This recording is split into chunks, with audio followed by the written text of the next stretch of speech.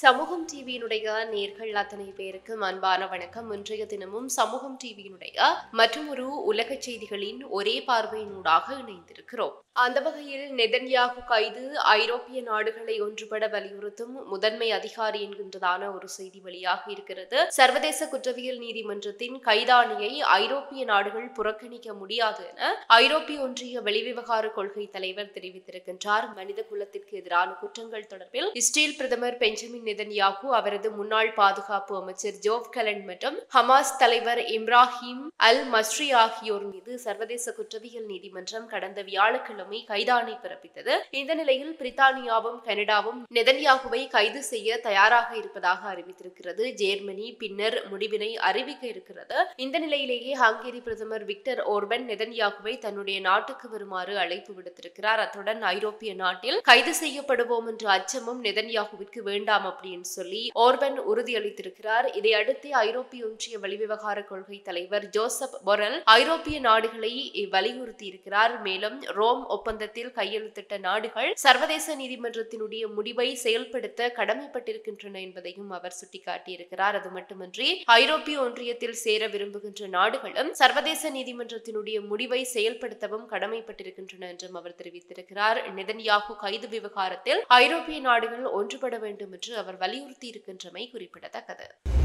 ஐக்கிய அரபு எமிரேட்ஸில் காணாமல் போன ரபி கொல்லப்பட்ட நிலையில் கண்டுபிடிக்கப்பட்டதாக இஸ்ரேல் அறிவிப்பு என்கின்றதான ஒரு செய்தியும் வெளியாக இருக்கிறது. ஐக்கிய அரபு அமீரகத்தில் காணாமல் போன ரபி ஒருவர் கொலை செய்யப்பட்ட நிலையில் கண்டுபிடிக்கப்பட்டிருப்பதாக இஸ்ரேல் அறிவித்திருக்கிறது. சபாத் என்று அழைக்கப்படுகின்ற ஆர்த்தடாக்ஸ் யூத குழுவில் ஐக்கிய அரபு எமிரேட்ஸில் பணியாற்றிய இஸ்ரேலிய மால்டோவான் ரபியான ஸ்வீஹோகன் வியாழக்கிழமை முதல் காணாமல் போயிருக்கிறார். இந்த நிலையில் அவர் மரணமடைந்திருப்பதாக இஸ்ரேல் அறிவித்திருக்கிறது. பெஞ்சமின் நெதன்யாகு அலுவலகம் அவருடைய மரணத்தை கொடூரமான யூத எதிர்ப்பு பயங்கரவாத செயல் என்று கண்டித்திருக்கிறது. குற்றவாளிகள் நீதிக்கு முன் நிறுத்தப்படுவார்கள் என்றும் நெதன்யாகு உறுதியளித்திருக்கிறார். அவருடைய மரணத்திற்கு காரணமான குற்றவாளிகளை நீதியின் முன் நிறுத்துவதற்கு இஸ்ரேல் அரசு தன்வசம் இருக்கின்ற அனைத்து வழிகளையும் பயன்படுத்தும் என்று பிரதமரினுடைய அறிக்கையில் தெரிவிக்கப்பட்டிருக்கிறது. இது தொடர்பில் ஐக்கிய அரபு எமிரேட்ஸ் வெளியுறவு அமைச்சகம் உடனடியாக எந்த கருத்தும் தெரிவிக்கவில்லை என்பதும் குறிப்பிடத்தக்கது.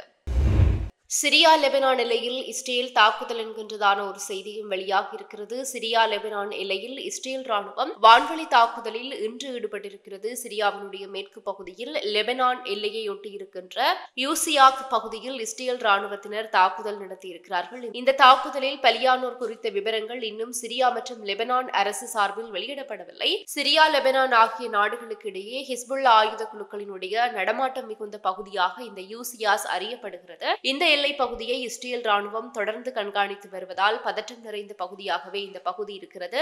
இந்த நிலையில் ஹிஸ்புல்லா நிலைகளை குறிவைத்து யூசியாக் பகுதியில் இஸ்ரேல் ராணுவம் ஏவுகணைகளை வீசியதால் பதற்றம் அதிகரித்து காணப்படுகிறது. கடந்த வாரத்தில் சிரியாவினுடைய பால்மைரா பகுதியில் இருக்கின்ற குடியிருப்பு பகுதிகள் மீது இஸ்ரேல் ராணுவம் நடத்திய தாக்குதலில் 36 பேர் கொல்லப்பட்டிருக்கிறார்கள். 50க்கும் அதிகமானோர் படுகாயங்களுடன் மருத்துவமனையில் அனுமதிக்கப்பட்டிருக்கிறார்கள். இதனைத் தொடர்ந்து இந்த வாரத்தினுடைய தொடக்கத்தில் சிரியா எல்லையில் இஸ்ரேல் தாக்குதலில் ஈடுபட்டிருக்கிறது. இஸ்ரேல் சிரியா இடையே கடந்த 2011 முதல் போர் நடைபெற்று வருகிறதும் குறிப்பிடப்பட வேண்டிய ஒன்று. சிரியா மற்றும் சிரியாவுக்கு உதவுகின்ற ஈரான் வீரர்களை குறிவைத்து இஸ்ரேல் நூற்றுக்கணக்கான முறை வான்வழி தாக்குதல்களில் ஈடுபட்டிருக்கிறது என்பதும் குறிப்பிடத்தக்கது. மறுபுறம் தேர்தலில் அமெரிக்காவை விட இந்தியா மேலானது அமெரிக்காவை விமர்சித்த எலான் மஸ்க் என்கின்றதான ஒரு செய்தியும் வெளியாக இருக்கிறது. இந்தியாவில் ஒரே நாளில் வாக்கு எண்ணிக்கை முடிவுற்றதை அமெரிக்க தேர்தல் வாக்கு எண்ணிக்கையுடன் ஒப்பிட்டு எலான் மஸ்க் விமர்சித்திருக்கிறார். இந்தியாவில் மகாராஷ்டிரம், ஜார்க்கண்டில் பேரவை தேர்தல் மற்றும் ராஜஸ்தான், மேற்கு வங்கம், அசாம், பீகார், கர்நாடகம், மத்திய பிரதேசம், சிக்கிம், கேரளம், சத்தீஸ்கர், மேகாலயம், குஜராத் ஆகிய மாநிலங்களில் நடைபெற்ற இடைத்தேர்தல்களினுடைய வாக்கு எண்ணிக்கையும் சனிக்கிழமை நடைபெற்றது. பதிவான வாக்குகள் ஒரே நாளில் எண்ணப்பட்டு முடிவுகளும் அறிவிக்கப்பட்டிருக்கின்றன. இந்த நிலையில் அமெரிக்க அதிபர் தேர்தலினுடைய வாக்கு எண்ணிக்கை நவம்பர் 6ஆம் தேதி அதிகாலை முதலே எண்ணப்பட்டு இன்று வரையில் எண்ணிக்கை தொடரப்பட்டு வருவதை டெஸ்லா உரிமையாளர் எலான் மஸ்க் விமர்சித்திருக்கிறார். எலான் மஸ்க் தன்னுடைய எக்ஸ் பக்கத்தில் என்ன தெரிவித்திருக்கிறார் அப்படின்னு சொன்னா, இந்தியாவில் ஒரே நாளில் 640 மில்லியன் வாக்குகள் எண்ணப்பட்டு விட்டன. ஆனால் கலிபோர்னியாவில் இன்னும் எண்ணப்பட்டு வருகிறது என்று குறிப்பிட்டிருக்கின்றார். அமெரிக்க அதிபர் தேர்தலுக்கான வாக்குப்பதிவு நவம்பர் 5ஆம் தேதி மாலையில் தொடங்கி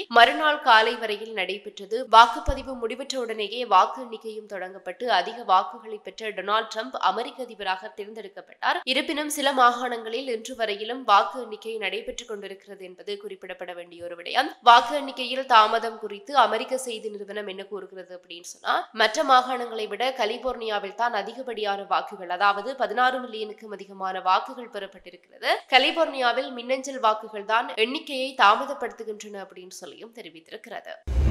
மறுபுறம் பற்றி எரியும் கனேடிய நகரம் இரவு கொண்டாட்டத்தில் நடனமாடி மகிழ்ந்த ஜஸ்டின் ட்ரூடோ என்கின்றதான ஒரு செய்தி வெளியாக இருக்கிறது. கனடாவின் மான்ட்ரீல் நகரம் இஸ்ரேலுக்கு எதிரான ஆர்ப்பாட்டங்களால் பற்றியெரிகின்ற நிலையில் பிரதமர் ஜஸ்டின் ட்ரூடோ டெய்லர் ஸ்விஃப்ட் இசை நிகழ்ச்சியில் கலந்து கொண்டிருப்பது பெரும் கொந்தளிப்பை ஏற்படுத்தியிருக்கிறது. முதன்மையான நகரம் ஒன்றில் கலவரம் வெடித்திருக்கின்ற நிலையில் அது தொடர்பில் ட்ரூடோ எந்த கருத்தும் தெரிவிக்காதது கடும் விமர்சனத்திற்கு காரணமாக இருக்கிறது. அது மட்டுமன்றி சம்பவம் நடக்கின்ற வெள்ளிக்கிழமை இரவு பிரதமர் ஜஸ்டின் ட்ரூடோ டெய்லர் ஸ்விஃப்ட் இசை நிகழ்ச்சியில் கலந்து கொண்டிருப்பதாகவும் விவாதமாக இருக்கிறது. ஆர்ப்பாட்டத்தில் ஈடுபட்டவர்கள் கார்களுக்கு நெருப்பு வைத்திருக்கிறார்கள், கடையினுடைய கண்ணாடிகளை உடைத்திருக்கிறார்கள் மற்றும் இஸ்ரேலிய பிரதமர் பெஞ்சமின் நெதன்யாகுவினுடைய உருவப்பொம்மையை எரித்திருக்கிறார்கள். நகரினுடைய பல சாலைகள் கலவர பூமியாக இருக்கிறது. கூட்டத்தை கலைக்க கலவர தடுப்பு போலீசாரும் அங்கு கண்ணீர் புகை குண்டுகளை வீசி வருகிறார்கள். மேலும் இந்த சம்பவங்களினுடைய காணொளிகள் சமூக ஊடகங்களில் பகிரப்பட்டு பொதுமக்களிடையே கொந்தளிப்பை ஏற்படுத்தி இருக்கிறது. ஒரு நகரமே பற்றி எரிய எந்த கவலையுமின்றி பிரதமர் ஜஸ்டின் ட்ரூடோ நடனமாடி மகிழ்ந்துள்ளார் என்று கனேடிய மக்கள் தற்போது குற்றம் சாட்டி வருகிறார்கள். இந்த நிலையில் கியூபெக் செனட்டர் லியோ கூசகோஸ் தமது சமூக ஊடக பதிவொன்றில் இன்றிரவு ஜஸ்டின் ட்ரூடோ டொரண்டோவில் இசை விருந்தில் கலந்து கொண்டு நடனமாடி மகிழ்ந்திருந்த போது மான்ட்ரீலின் யூத சமூகத்தைச் சேர்ந்த பலரை நான் சந்தித்து நலம் விசாரித்திருக்கிறேன் என்று பதிவிட்டிருக்கின்றார். இஸ்ரேலிய பிரதமரை கைது செய்வதாக உறுதியளித்திருக்கின்ற ட்ரூடோ தற்போது இசை விருந்தில் மகிழ்ந்திருக்க சென்றிருக்கிறார் அப்படின்னு சொல்லியும் அவர் தமது சமூக ஊடக பக்கத்தில் குறிப்பிட்டிருக்கிறார். ஜஸ்டின் ட்ரூடோவினுடைய செயல் கனேடிய மக்கள் பலரை உண்மையில் கோபமடைய செய்திருக்கிறது என்றே கூறப்படுகிறது. டொரண்டோ கனடாவினுடைய தலைநகரான ஒட்டாவாவில் இருந்து மேற்கே 280 கிலோமீட்டர் தொலைவிலும் மான்ட்ரீல் மாவட்டத்திற்கு மேற்கே 330 மைல் தொலைவிலும் அமைந்திருக்கிறது குறிப்பிடப்பட வேண்டிய ஒன்று. இறுதியாக பாகிஸ்தானில் மொபைல் இணைய சேவைகள் முடக்கம் என்கின்றதான ஒரு செய்தி வெளியாக இருக்கிறது. பாகிஸ்தானில் சிறையில் இருக்கின்ற முன்னாள் பிரதமர் இம்ரான்கான் ஆதரவாளர்கள் போராட்டம் நடத்த இருப்பதாக கூறி பாதுகாப்பு காரணங்களுக்காக பல இடங்களில் மொபைல் மற்றும் இணைய சேவை முடக்கப்பட்டிருக்கிறது. பாகிஸ்தான் முன்னாள் பிரதமர் இம்ரான்கான் மீது 150க்கும் மேற்பட்ட கிரிமினல் வழக்குகள் இருப்பதால் ஓராண்டுக்கு மேலாக அவர் சிறையில் இருக்கிறார். ஆனால் அவருக்கும் அவரது பாகிஸ்தான் தெஹ்ரீக் இ இன்சாப் கட்சிக்கும் மக்களிடையே இப்போதும் ஆதரவு இருக்கிறது. அவர் மீது அரசியல் காரணங்களுக்காக வழக்குகள் போடப்பட்டதாக அவரது ஆதரவாளர்கள் கூறி வருகிறார்கள். இம்ரான்கான் ஆதரவாளர்கள் சமூக வலைதளங்கள் மற்றும் நேரடி போராட்டங்கள் மூலம் அவரை விடுவிக்க வேண்டும் என்று தொடர்ந்து கோரிக்கை விடுத்து வருகிறார்கள். இந்த நிலையில் பாகிஸ்தான் அரசு தலைநகர் இஸ்லாமாபாத் நகருக்குள் போராட்டக்காரர்கள் நுழைவதை தடுக்கும் வகையில் கப்பல் கண்டெய்னர்களை வைத்து மூடியிருக்கிறார்கள். மேலும் முக்கிய சாலைகளை துண்டித்திருக்கிறார்கள். அது மட்டுமின்றி பிடிஐ கட்சி வலுவாக இருக்கின்ற பஞ்சாப் மற்றும் கைபர் பக்துன்காவா மாகாணங்களுடன் நகரை இணைக்கின்ற தேசிய நெடுஞ்சாலைகளையும்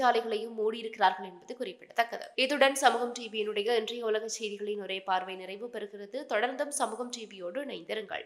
இது போல மேலும் பல வீடியோக்களை பெற சமூகம் டிவி நியூஸ் சேனலை சப்ஸ்கிரைப் பண்ணிக்கோங்க. கூடவே பக்கத்தில் இருக்க பெல் ஐகானையும் கிளிக் பண்ணிக்கோங்க.